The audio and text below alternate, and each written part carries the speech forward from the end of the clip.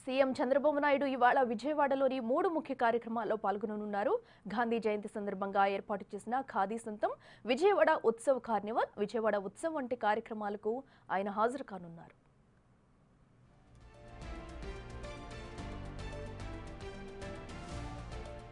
ఇక సాయంత్రం 4:30 SS convention సెంటర్లో జరిగే ఖాదీ సంత కార్యక్రమానికి హాజరవుతారు.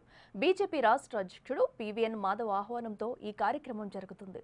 ఇక్కడ ఏర్పాటు చేసిన ఖాదీ స్టాల్స్ ను పరిశీలించి విశ్వకర్మ సముదాయం, పర్యాణిక తెగల అభ్యర్థనలపై చర్చించనున్నారు.